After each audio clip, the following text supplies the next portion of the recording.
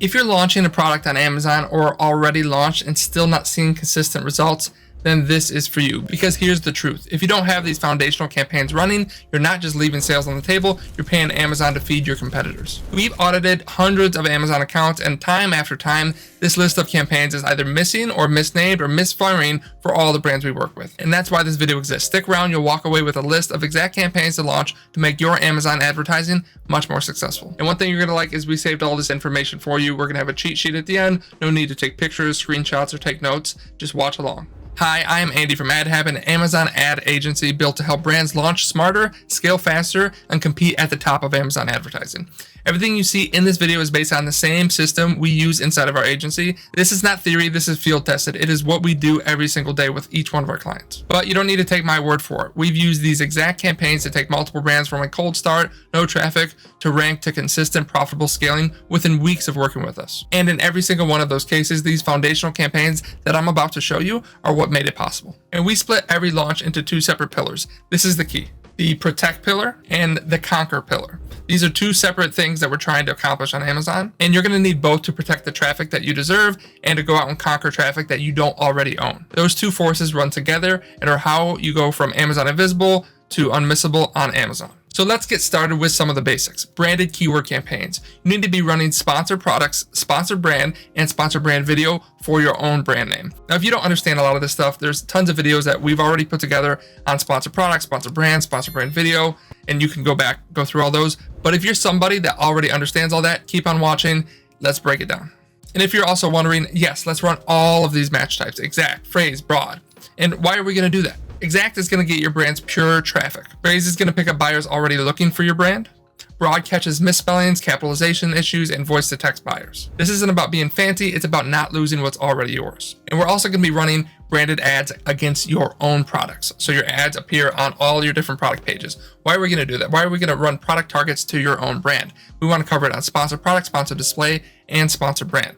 And this is going to be to block your competitors from advertising on your own listings. Yeah, there's going to be a lot of space on there, but you want to take up as much ad traffic on your own listings as you possibly can. You're going to be able to cross-sell bundles, variations, accessories, maximize your average order value, and defend your conversion rate against your competitors taking sales from. And then we have your sponsored brand and your sponsored brand video.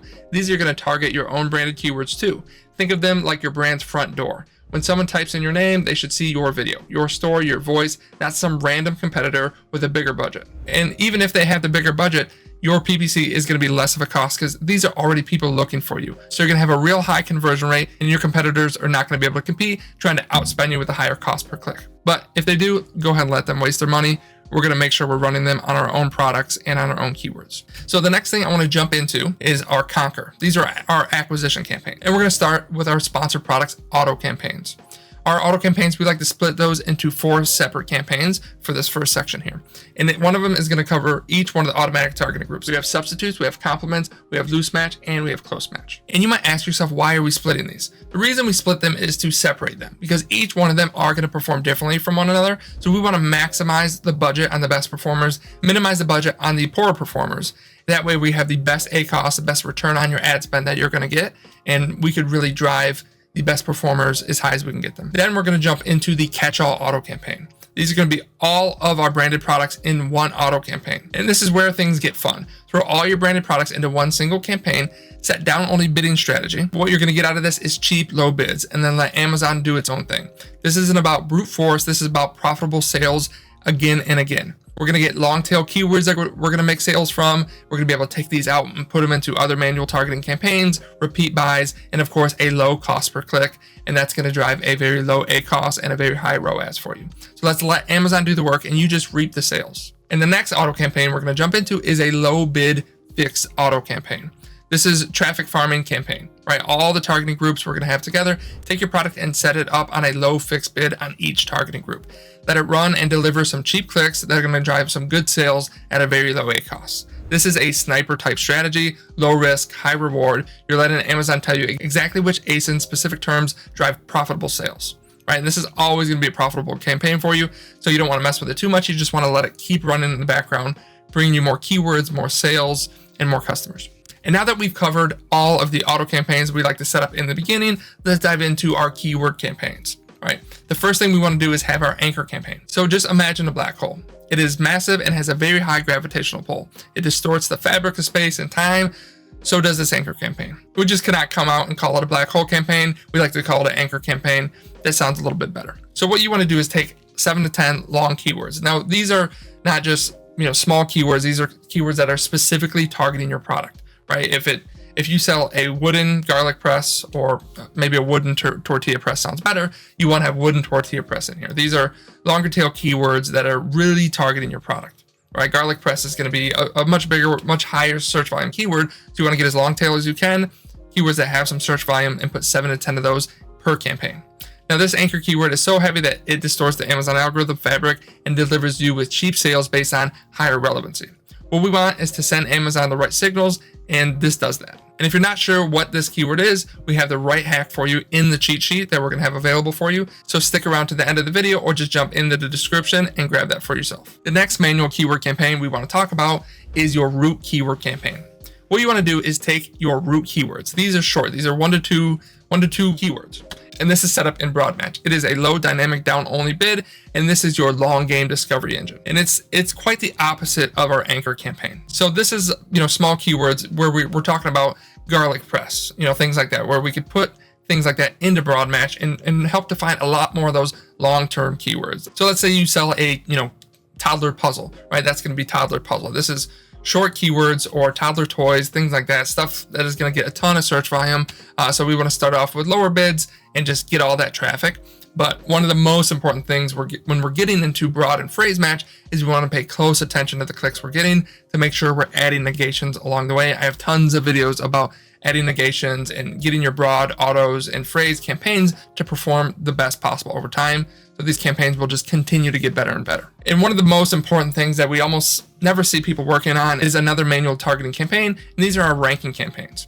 These should be single keyword campaigns. Launch them as suggested bid with top of search placement, boosted. If you're not sure what top of search is, it's a setting inside your campaign so you can increase your ad spend so you can show up more at the top of search placement.